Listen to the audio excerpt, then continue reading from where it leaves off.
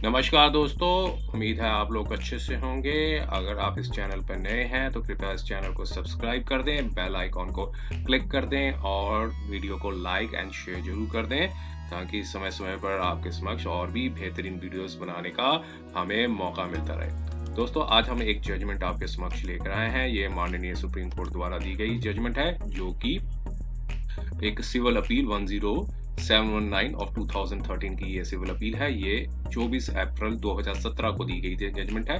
देखिए, इस जजमेंट में क्या था कि एक कंटेंट्स थे कि यहाँ अपीलेंट जो है वो एक हस्बैंड थे और रिस्पोंडेंट थी जो कि उनकी वाइफ थी। इनके बीच में एक डिस्प्यूट्स था, मैट्रिमोनियल डिस्प्यूट था और यहाँ पर इस दौरान वाइफ ने कुछ क्रिमिनल केस भी हस्बैंड के अगेंस्ट डाले थे, जो कि पुलिस ने वहां पर क्लीन चिट दे दी थी क्रिमिनल केसेस पे। और इसके कई सालों बाद वाइफ ने प्रोटेस्ट पिटीशन भी डाली थी, और लेकिन जो प्रोटेस्ट पिटीशन में नोटिस इशू हुए थे तो माननीय फिर कोर्ट के समक्ष हस्बैंड ने एक रिवीजन पिटीशन डाली थी, जो कि जो नोटिस जो इशू हुए थे प्रोटेस्ट पिटीशन में उसे क्वैश कर दिए गए थे। और उससे साथ में ही हस्बैंड ने एक डाइवोर्स की भी पिटीशन डाली थी, जो कि डाइवोर्स की पिटीशन में जो है रिजेक्ट कर दी गई थी, डिसमिस कर दी गई थी और हाई कोर्ट में गए थे। हाई कोर्ट में भी कोई रिलीफ नहीं मिला था हस्बैंड को। फिर लास्ट में फाइनली सुप्रीम कोर्ट में आए थे और सुप्रीम कोर्ट में जो ऑनरेबल सुप्रीम कोर्ट ने यहाँ पर हस्बैंड को डाइवोर्स की जो रिलीफ थी वो प्रोवाइड कर दी थी। और साथ में कहा कि जो हस्बैंड है वो एक परमानेंट एलिमोनी के तौर पे 50 लाख रुपया जो है वो वाइफ को देंगे और साथ में एक रेजिडेंशियल अकोमोडेशन भी जो है वो इक्वल स्टेटस का जो है उनको प्रोवाइड करना होगा, जो कि 1 करोड़ के आसपास का होगा। 1 करोड़ के जो कीमत है जो बताई गई है एज पर द जजमेंट, जो बताया गया 1 करोड़ का जो अकोमोडेशन है वो हस्बैंड प्रोवाइड करेंगे इन द सेम लोकेलिटी में और सेम साइज जो सेम साइज का जो जिसमें वो रह रही हैं। तो इसमें चले आइए कुछ फैक्ट्स को हम देख लेते हैं। यहाँ पर क्या था इसमें अपील, देखिए यहाँ पर फैक्ट्स को अगर थोड़ा सा देखते हैं। जो मैरिज थी 1989 में हुई थी हस्बैंड की, और जो as per the Hindu marriage rights, और उसके बाद एक सन भी बॉर्न हुआ था मैरिज में 1990 में। और कोई डिस्प्यूट 9 साल तक कोई डिस्प्यूट नहीं था हस्बैंड और वाइफ का। वो पेरेंट्स के साथ ही जो वाइफ है रह रही थी हस्बैंड के, और 1999 में वो कपल अपने ओन रेजिडेंस में शिफ्ट हो गए थे। और 2000 के आसपास हस्बैंड ने मैट्रिमोनियल हाउस छोड़ दिया और उसके बाद एक petition for the degree of divorce है वो फाइल कर दी 25/3/2000 को। और यहाँ पर बताया कि वाइफ ने एक प्रेयर की थी, इंजंक्शन की प्रेयर की थी कि हस्बैंड जो है वो मैट्रिमोनियल हाउस में ना आए। और 7/11/2000 को कुछ न्यूज आइटम्स थे वो अपेयर हुए न्यूज़पेपर में, काफी सीरियस एलिगेशंस थी वो हस्बैंड के अगेंस्ट डाली गई थी। और इस न्यूज रिपोर्ट्स में बताया कि जो इन्फॉर्मेशन थी वो वाइफ ने दी थी। और 4/12/2000 को वाइफ ने कंप्लेंट डाली थी स्टेट वुमेन्स कमीशन में, काफी सीरियस एलिगेशंस लगाई थी हस्बैंड के अगेंस्ट। और 5/12/2000 को फिर एक chief justice of the high court और as well as superintendent of police को दी गई। और फिर 7/12/2000 को उन्होंने एक another complaint chief minister office को चीफ मिनिस्टर को दी। और 16/3/2001 को कंप्लेंट्स जो है पाई गई वो फॉल्स हैं। और उसके बाद जो एफआईआर है वो रजिस्टर्ड हुई at the instance of wife against the appellate under section 452, 323, 341 of the Indian penal code. और उसके बाद पुलिस ने इन्वेस्टिगेट किया मैटर को और पाया कि कोई मेरिट नहीं है एफआईआर में, और जो इंजरीज जो दोबारा वाइफ ने बताई हैं वो सेल्फ इन्फ्लिक्टेड है। उसके बाद ही उन्होंने जो है एफआईआर फाइल की है। और क्रिमिनल प्रोसीडिंग्स जो इनिशिएट की थी वो साथ में रिकमेंडेशन भी दिया गया कि क्रिमिनल प्रोसीडिंग्स जो है वो इनिशिएट की जाए against the wife under section 182 of the Indian penal code. और उसके बाद जो है कि सच क्रिमिनल प्रोसीडिंग्स जो है 16/3/2000 को क्रिमिनल प्रोसीडिंग्स वाइफ के अगेंस्ट में इनिशिएट की गई। और उसके बाद जो हस्बैंड ने एक अमेंडेड एप्लीकेशन डाली थी डाइवोर्स पिटीशन में, और ये सारे फैक्ट्स जो हैं इनकॉर्पोरेट किए उस फैक्ट्स में कि फाइलिंग फॉल्स कंप्लेंट्स डालने की वजह से वेरियस अथॉरिटीज की वजह से वाइफ ने क्रूरल्टी की है उनके साथ। और इशू जो है यही इशू जो है वो यहाँ पर सुप्रीम कोर्ट में भी आया है, ऑनरेबल सुप्रीम कोर्ट। और लेकिन ट्रायल जज ने जो है वो डिसमिस कर दी थी पिटीशन को, और अपील जो फाइल की थी हस्बैंड द्वारा वो भी डिसमिस कर दी गई थी। फिर यहाँ पर अपील फाइल की गई। और 2012 में 11 साल के बाद जो है पुलिस ने अपनी report the he proceedings initiated against the wife, and the wife filed a protest petition against the cancellation of FIR against the husband. Wife ने जो है कैंसिलेशन जो है प्रोटेस्ट पिटीशन डाली कि जिसमें जो पुलिस ने FIR जो फाइल किया उसकी कैंसिलेशन की जाए। उसमें नोटिस भी इशूड हुआ कोर्ट बिलो में, और लेकिन बाद में हस्बैंड ने रिवीजन पिटीशन डाली, रिवीजन कोर्ट ने अलाउ कर दी रिवीजन पिटीशन और क्वैश कर दी order of the trial court. अब एज की डेट में कोई क्रिमिनल एज ए रिजल्ट कोई क्रिमिनल प्रोसीडिंग्स जो है वो पेंडिंग नहीं है आगे हस्बैंड के अगेंस्ट में। और इसके बाद यहाँ पर काउंसिल्स ने अपनी अपनी जो कंटेंशंस रखी, और यहाँ पर ये थोड़ा सा ये बात बताया इन्होंने। अब कोर्ट ने कहा यहाँ पे कंटेंशन सुनने के बाद ये कहा कि फाइंडिंग्स जो हैं अब वो फाइनलिटी पे आ गई है और कोई क्रिमिनल केस जो है पेंडिंग नहीं है अगेंस्ट द हस्बैंड। तो एलिगेशन जो है वो वाइफ द्वारा दी गई थी वो फॉल्स थी। अब ये भी ट्रू है कि एलिगेशन जो लगाई गई है after divorce petition has been filed, और wife may have agitated the state may have been in an agitated state of mind.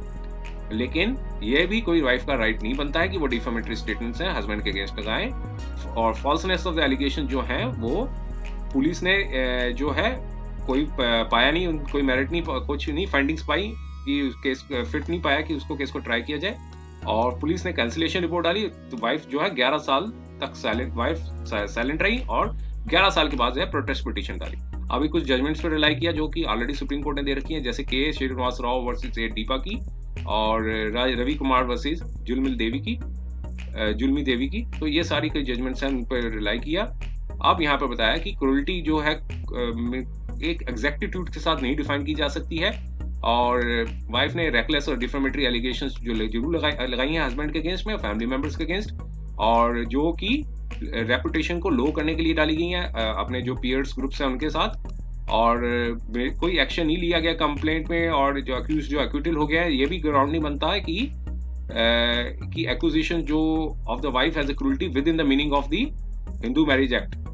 So merely because no action has been taken on the complaint or trial of the accused acquitted, or may not be the ground to treat the accusation of the wife as a cruelty within the meaning of Hindu Marriage Act। यहाँ पर court ने अपने ये बताया information मतलब observation दी है, लेकिन ये बताया कि ये पाया जाता है कि allegations are patently false, there is no matter of doubt कि कंडक्ट ऑफ द स्पाउस जो है एक्विजिशंस दी गई हैं वो बनती हैं क्रूरल्टी के तौर पे, और इसलिए यहाँ पर ये बताया कि एक कंप्लेंट जो डाली गई थी हस्बैंड ने और ट्रेसपास किया गया था यहाँ पे,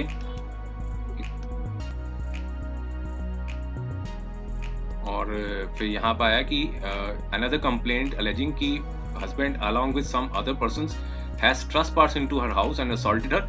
तो पुलिस ने जो पाया कि इन्वेस्टिगेशन में कि ये सब कंप्लेंट जो है फॉल्स है, बट जो इंजरीज भी जो लगाई गई हैं वो सेल्फ इन्फ्लिक्टेड है बाय द वाइफ।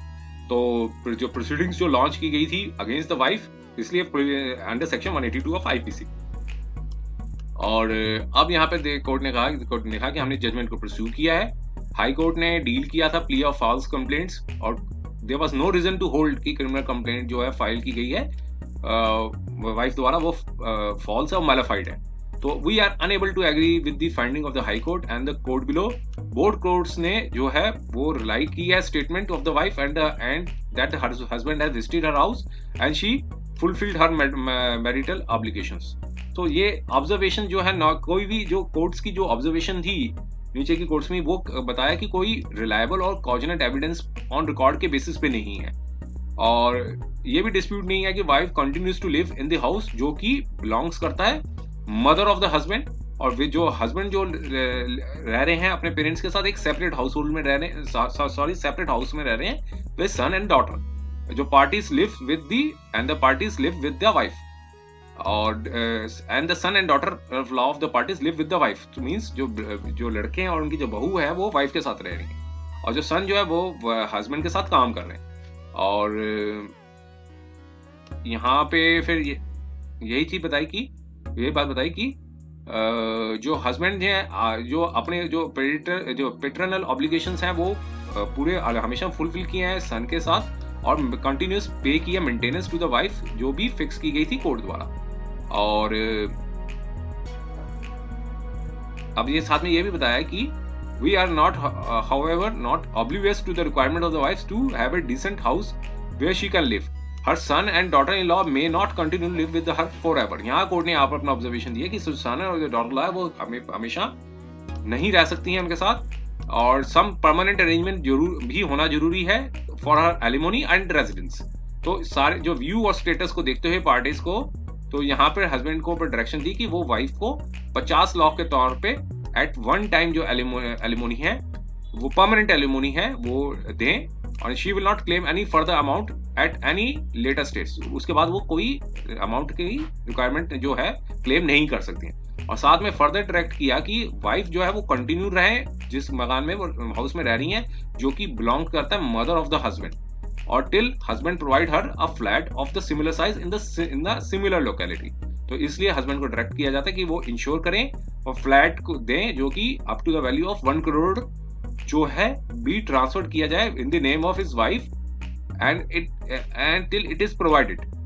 जब तक नहीं प्रोवाइड किया जाता, she shall continue to live in the house which she is residing at permanent. तो ऐसे ग्राउंड्स पे जो अपील है वो अलाउ कर दी, और जजमेंट जो पास की गई थी हाई कोर्ट द्वारा क्रिमिनल मिसलेनियस में सो में, तो वो उसको सेटिसाइड कर दिया गया, और पिटीशन जो फॉर द डिवोर्स थी under section 13 of the Hindu marriage act is decreed. Marriage जो थी पार्टीज की सोलमलाइज्ड हुई थी वो डिसॉल्व कर दी गई डिग्री ऑफ डिवोर्स द्वारा। और वाइफ को शैल बी साथ में कह दिया कि wife shall be entitled for permanent alimony of 50 lakh rupees and a residential flat of the value of rupees 1 crore as directed above. तो पेंडिंग एप्लीकेशंस थी वो सबको डिस्पोज कर दिया गया। तो ये जजमेंट आई थी जो 24 अप्रैल 2017। तो उम्मीद है ये वीडियो आपको पसंद आया होगा। अगर ये वीडियो आपको पसंद आया है तो कृपया इस वीडियो को जो लाइक कर दीजिएगा, चैनल को सब्सक्राइब जरूर कर दें, बेल आइकॉन पर क्लिक कर दें, और वीडियो को लाइक एंड शेयर जरूर कर दें, ताकि समय समय पर आपके समक्ष और भी बेहतरीन वीडियोस बनाने का हमें मौका मिलता रहे। समय देने के लिए बहुत बहुत धन्यवाद।